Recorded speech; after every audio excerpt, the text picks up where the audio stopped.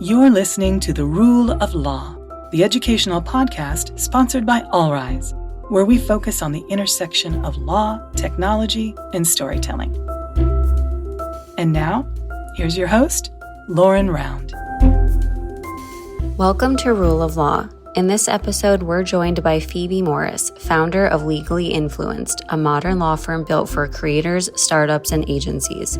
Phoebe shares her journey from working in-house at a tech company to building her own practice and why she saw a need for a different kind of legal support.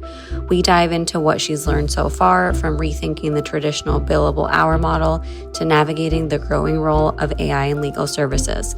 She also offers practical insights for lawyers working with creators and startups, and what the future of law firms could look like for the next generation of attorneys.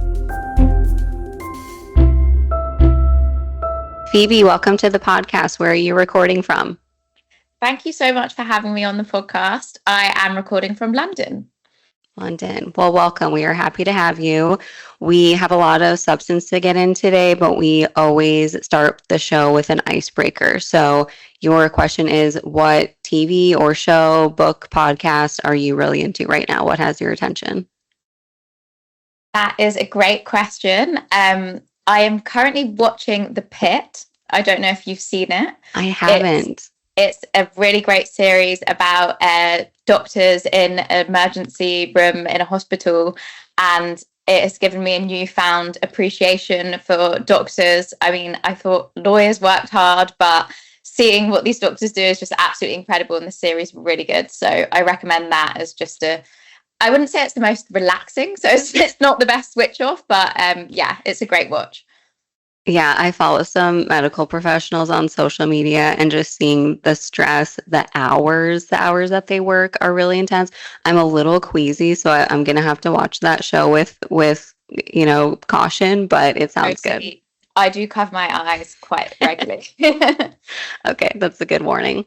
Well, you have a really interesting background. We're happy to have you on the show, and I'm really eager to hear your thoughts on kind of your journey transitioning away from your in-house role and get your insights on building your own practice, especially you have a really unique core client base. But before we get to that, if you wouldn't mind just telling us briefly a little bit about you and your journey to starting Legally Influenced. Of course. So I have worked now in the legal world for over 10 years. Most my career, I have been in-house. So I've worked in a different range of in-house companies. So I started my career at Channel 4, which is a TV broadcaster in the UK. So I was in the TV world. And then I moved to work in agencies, so in the agency world, so for a number of different advertising, marketing, creative agencies, and also working with a number of startups within the group called the Miramar Group. And then after that, and most recently, I was working at TikTok in their commercial legal team. So I was there for just over 4 years. And throughout my whole legal career, I like to say that I don't necessarily identify as a lawyer. I always had a bit of like an entrepreneurial flair. I always had a side hustle going on. I started a vegan ice cream business when I was at uni, before veganism was even sort of really mainstream. And I've had sort of my own creator careers on the side. I had a food account and now a travel account. So I've always had something as well as my full-time legal career. And I guess I've just had this sort of burning desire to have my own thing. And I'll go into a bit more about how the decision came to start Legally Influenced. But yeah, so it was sort of the in-house legal experience along with wanting to start my own thing, and my experience at TikTok, sort of seeing front row the creator economy through my time at TikTok, then led me to start Legally Influenced. Yeah, I can totally relate to that sentiment of not identifying as a lawyer. And I started calling myself a fake lawyer because I would introduce myself as an attorney and I would always get the question, oh, what area did you practice in? And I'm like, I worked in politics and then I worked in-house. And if anything serious happened, we farmed it out to outside counsel. So I call myself a fake lawyer now. Yeah, I love that. So you mentioned you work at TikTok most recently. I would love to kind of just get your thoughts on working for a company like that. I mean, the number of lawyers who work at sort of these big tech companies is small. These are really sought after jobs, and especially TikTok being in the headlines so much over the past few years. Just what was your experience like working there? Did you have a good experience? I had a great experience. I was very lucky. My team were amazing, and I was actually in quite a big legal team. So in the commercial legal team in London, there was around 20 of us. That was when I left. I mean, when I joined, it was much smaller, and then it scaled massively after COVID. But there was the team was great. The work was super interesting. I feel like in my 4 years of being there, I had about 5 different jobs because it was just so fast paced, constantly evolving. Sort of every week there was a new product idea that you'd have to understand and work on. So yeah, I had a really good experience there and learned a lot. And so transitioning to kind of the deeper explanation beyond starting Legally Influenced, it sounds like you sort of came to this idea and this desire to want to transition out of corporate America or corporate legal into doing your own thing because you discovered at TikTok that startups and creators, etc., needed legal support in a different way. So take us through kind of what that journey was like in discovering that there was a need here. Sure. So when I was at TikTok and even before TikTok, when I was agency side, I worked with a number of startups, a number of creators, and a number of different creative agencies. And while working with them, I saw firsthand that few of them had legal support, and or at least they didn't get legal support until something went wrong. So it got me thinking as to why that was. And I basically saw that there was an issue with the legal offering for those businesses. So in the UK, at least, law firms are still very expensive. They're very traditional and quite outdated. A lot of them wouldn't even necessarily know what TikTok is, for example. And these businesses don't have a need for someone in-house because that's a big commitment and also very expensive. So I saw that there was a gap for these businesses so that they could access legal support, and also a gap for a more relatable, more modern and more creative, dare I say it, legal service that actually felt relatable and approachable for them. So yeah, that was where I saw the need for that. Yeah. Okay. And picking up on that, I mean, it's one thing to recognize that there's this need, but it's an entirely different story to leave the stability of a corporate legal job to start your own firm. So talk us through a little bit what drove that shift and what were the sort of series of events leading up to you actually walking away and going out on your own? It definitely wasn't an easy decision, and it wasn't a decision that I made quickly. I think I sat on the idea for a year at least, and I would talk about it the whole time. And it got to the point where my partner kindly said to me, I can't hear about this anymore. It was like, you need to either make the move or just stop talking about it because it's too much now. So that, I guess, gave me a bit of a push. But as I said, I just really backed the idea. I just kind of, from working with creators, I just saw the need for this again and again. I was seeing the same patterns, and I kind of, I guess, convinced myself that I thought it was at least worth a try. That's amazing. Yeah, sometimes you need that push from someone close to you. And I think a lot of partners of entrepreneurs can relate to that sentiment of just hearing about an idea over and over again. So that's very common.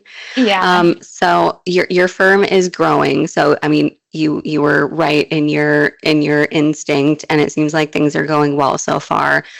We talked to a lot of solo practitioners and also lawyers that lead large law firms. What have you kind of learned so far in building your practice? Because it's such a different world going from in-house to starting your own thing alone. So what have you learned and what is working really well for you right now?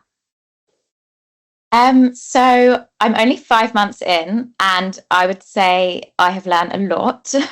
I would say the overarching thing I've learned is that there's definitely a need for what I'm doing, which is great. That's definitely been confirmed. There's a need for this more accessible and more sort of modern legal support for startups, agencies, and creators. So that's been great to see. On top of that, I guess I've learned the same things that every founder would have to learn, which is about, accounting and sales and all these things that you don't do when you're working in house, which has been challenging, but also interesting and useful. And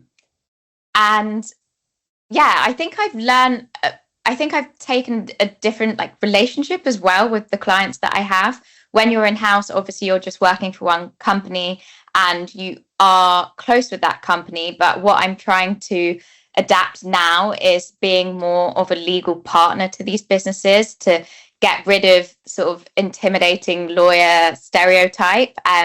So I'm learning a lot about the businesses that I'm working with and sort of building that partner relationship with them. I have to ask you about AI. We talk about AI a lot on this show, but this is so relevant for your practice area. And I mean, really any practice area anywhere in the legal space. AI is everywhere, infiltrating everything. And one trend that we've heard quite a bit about rather, is seeing businesses rely on AI, maybe overly rely on AI for legal advice. And we talked a bit about this before the show. Can you tell us what you're seeing with your clients that have been using AI or continue to use it instead of sort of traditional legal services? Yeah, so I like to say that ChatGPT is my biggest competitor. I am seeing everyone using ChatGPT. I think especially the businesses that I'm working with, startups and creative businesses that don't necessarily have the funds for lawyers, are relying on ChatGPT to do their legal work. And while I obviously am not denying how extremely helpful it is, I don't think I think if you don't have the legal expertise, then you don't necessarily know what to ask and what to look for. And it can produce something that looks very good. But if you don't know what you're looking for and what's missing, then it can end very badly. And I've seen a few examples that I can tell you about which have made me laugh, which is, so for example, I saw an employment contract that a small business had been using, and they have quite a few employees at this stage. They were a creative agency, and in their employment contract, it said that they were doing MRI scans on all their employees. And no. That is not great, especially with GDPR in the UK. You don't just want to be, MRI scanning your employees if you don't need to be doing that. And they had no idea that was even in their employment contracts. So that was an interesting one. I've also seen a lot of things like two UK businesses entering into a contract. The governing law is California. And when I ask why that is, the only response is they just got it from ChatGPT and they hadn't even realized. So things like that, it's not ideal. I think that AI shouldn't be replacing professionals, at least not yet. I think people wouldn't be using ChatGPT as their accountant. I think these businesses all seem to have accountants, but they think when it comes to contracts, it's okay. So yeah, there's definitely a lot of learnings there. I think it can be a good starting point, but I think you should always have a legal professional review the output of ChatGPT, especially when the risks can be high and the financial consequences can be high. and small businesses don't want to be taking these risks. Yeah.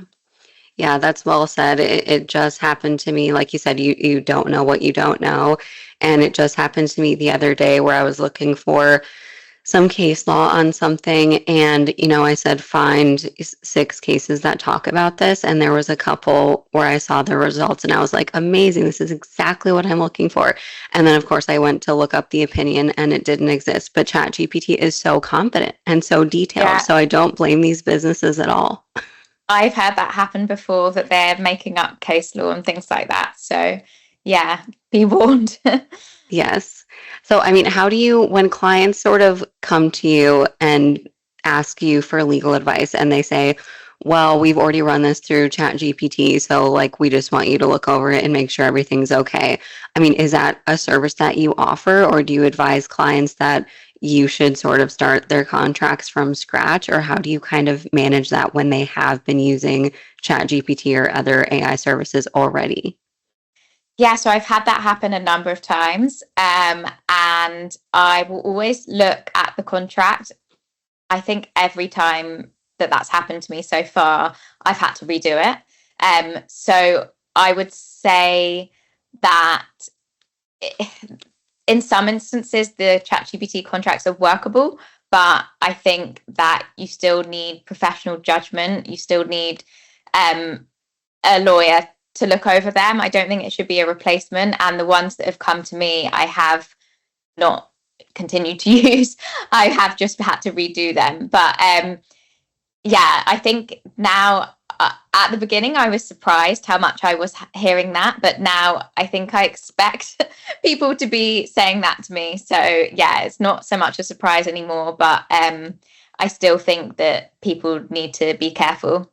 Hi there, it's Riza, your favorite AI avatar. You've probably seen me on some of my All Rise social media posts recently. Anyway, I just wanted to pop into Lauren's podcast to encourage you to take a few minutes to learn about All Rise. It's an award-winning AI-powered practice management system that's perfect for mid-sized law firms. It handles everything from client intake to final billing. Oh, we're also a Microsoft partner, so All Rise works seamlessly with the Microsoft applications you already use every day. Check us out at allrise.ai. Okay, let's get back to the podcast. I want to go back to something that you said earlier in talking about the setup of the traditional law firm and why that's not working for startups and creators, especially. We've had a couple of episodes on the show talking about the outdated nature of the billable hour. Can you tell us a little bit more about what you mean by when you say that model does not work for startups and creators? It's expensive. That's definitely one, but talk a little bit more about like your model and why a more modern model works better for them. Yeah, of course. So I think what Legally Influenced is trying to do is that I'm trying to essentially redefine the legal world for startups, agencies, and creators. And one of the main ways that I am doing that is by making billing more accessible, more transparent, more upfront, for these businesses that value that. So I thought about billing by the hour, which is still the done thing in the UK, at least for law firms. And I just thought, startups don't want a ticking clock every time they talk to their lawyer. It just doesn't work for businesses at that stage, as well as creative businesses and individuals like influencers as well. They don't understand the time that would go into legal work. So if you're billing by the hour, the difference between 1 hour and 2 hours can be quite significant for these businesses. And a lot of the time as well, they're given quite a broad estimate and told that can change at any stage. And that uncertainty doesn't work for those sorts of businesses. They need upfront fixed fee prices to be able to budget and factor in legal support, or they will just go back to using ChatGPT. I think as well, they're not used to billing by the hour. It's not something that's done in other sectors really. So it's probably just quite hard for them to sort of comprehend, and it just feels very outdated to me. Like it's just a factor in the whole thing that the legal world has not sort of moved forward in many ways. And I think now we're at the stage where it is actually being forced to move forward with AI, I guess being a competitor in many ways to the legal world, and sort of the growth of fractional lawyers and more alternative legal models like legally influenced. I think law firms are being forced to at least consider modernizing, but billable hours seems to be sticking around. Yeah, there's definitely a resistance, and we've heard so many stories, especially lately within the last year or so, about firms that are still using the billable hour model. But then when the client gets the bill, they're coming back to them more than they ever have and asking questions about, how did you bill the time? Like, aren't you using AI? Shouldn't that be saving me time? And so a lot of Yeah. it is actually driven by the client now, is where a lot of the pressure is coming from. Yeah, that's interesting. I don't know how they would be factoring in AI to the billable hours as well. Like whether, because they're doing the work faster, does that mean they're reducing the fees? I'm not sure. Exactly. And at least in the US, a lot of the state bars are kind of thinking about this too, about having rules around, if you use AI and it takes you half the time, you have to take that into consideration in your billing. So it's something that a lot of people are struggling with right now. But to your point, it just makes a flat fee or daily fee or any sort of flat fee make more sense for any practice area. Yeah, totally. So it's fair to say that you do not use the billable hour, it sounds like, in your firm. So can you tell us a little bit about your billing model and how you kind of came up with it? Sure. So after speaking to some agencies and getting their feedback, I decided against billable hours.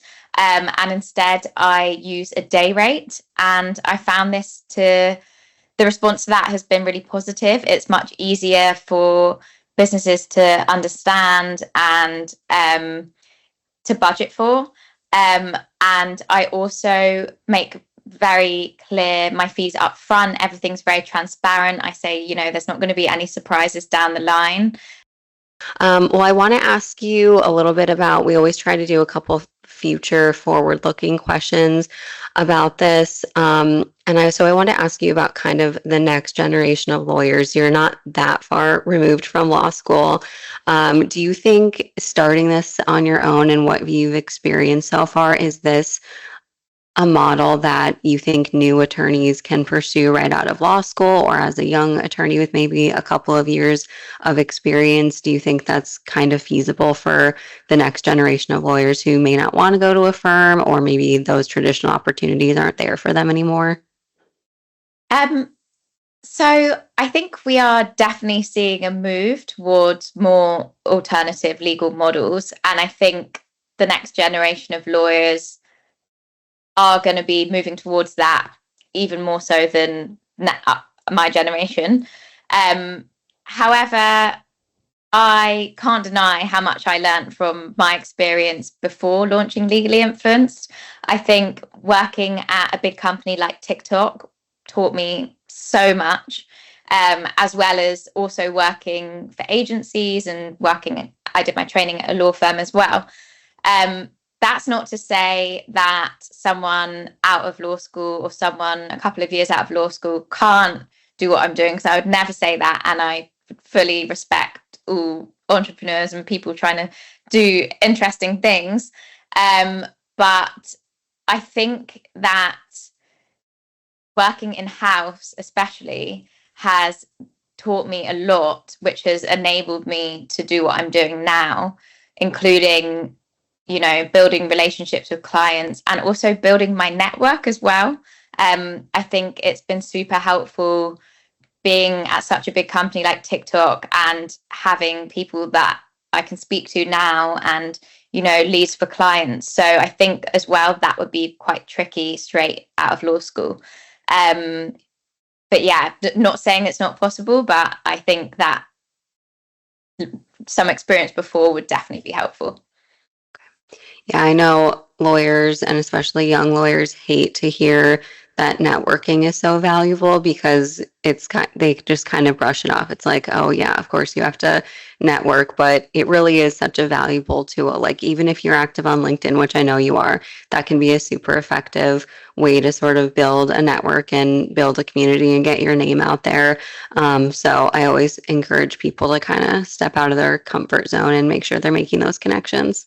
Yeah, and I'd also say that I think when I was just qualified, networking back then was seen as, going to these law firm events and being sort of very formal, and it was all quite corporate. But now I'm seeing so many more interesting networking opportunities come up. And I also don't think that networking necessarily has to be with lawyers or doing something corporate. Like I think joining any community and just getting out there and meeting people, whatever sort of industry those people are in, is networking and could lead you to having really interesting conversations and opportunities. So yeah, networking doesn't need to be, as formal as perhaps it once was. Yeah, totally agree.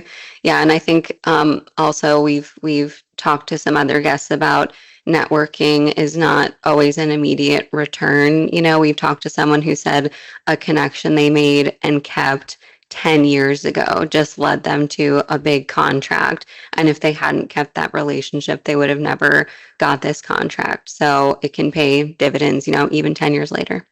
Yeah, totally. I agree with that. I think I remember hearing something like, always say yes to a conversation, a meeting, a coffee, whatever it is, because you never know where that will lead you. And I think that's been a very important learning my last 5 months. Yeah, I used to work in politics in the US, and it was uncanny the number of members of Congress that would then go be lobbyists and be on the other side of the table, or vice versa. A lobbyist would become a member of Congress, and so someone that you're talking to could become a member of Parliament, a partner at a firm. You just never know where people end up. But we can talk about that for a whole episode. Well, in closing, what is the best way for our listeners to follow you and learn more about your work? So follow my LinkedIn, which is just Phoebe Morris, or Legally Influenced, and my Instagram is legally.influenced, and I have a website coming very soon. Wonderful. Well, thank you so much, Phoebe, for being here. Thank you so much.